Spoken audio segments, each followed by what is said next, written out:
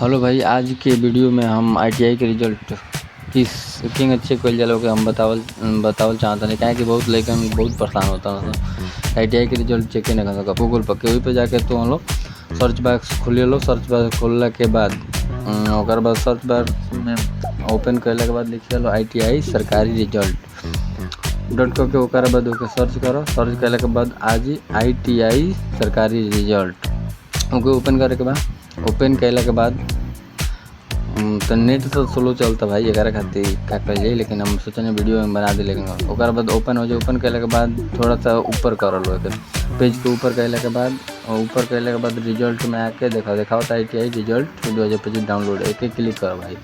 ये क्लिक करो एकदम क्लिक कैला के बाद तब तन में वेट और कर लो स्लो चलता साइड।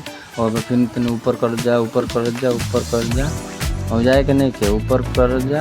ऊपर कैला के बाद फिर तो के देखिए ITI रिजल्ट 2025 लिंक देखो वहाँ वेबसाइट की प्रॉब्लम करते ही लिखा है प्रॉब्लम होगा। ऊपर क्लिक कैला के बाद फिर तो के वेट करे पड़े तो लॉगिन करके ऑप्शन आ जाए। लॉगिन करे के ऑप्शन आ जाए ओमा रोल नंबर तार भरे के बाद रोल नंबर में भी बहुत लेकर मतलब गड़बड़ा रहा कि रोल नंबर के भराई।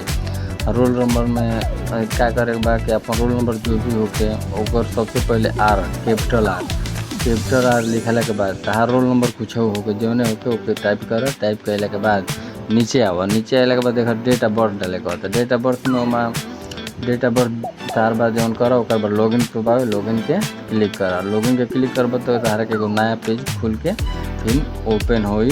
तो वेट कर लो। वेट के बाद नया ओपन हो देखा ऐसा आई लिखी डैशबोर्ड मतलब ऐसा आई जो घबराए के नहीं के वो कर्नल पर देखा डिशबोर्ड लिखा था। ओकर बाद देखा ओकर बाद डिशबोर्ड पर टिब्बत ऐसा आई। ओकर बाद व्यू रिजल्ट देखा व्यू रिजल्ट पर टिब्बा भाई तार नीचे टोटल रिजल्ट। वीडियो अगर अच्छा लगा लोग के सब्सक्राइब शेयर अपन भाई लोग के बहुत भाई लोग के शेयर भी कर सकते लो भाई। सोचा नहीं कि छोटा सा वीडियो जो भी अच्छा लगा तो सब्सक्राइब वगैरह कर दिया लो भाई। Thank you.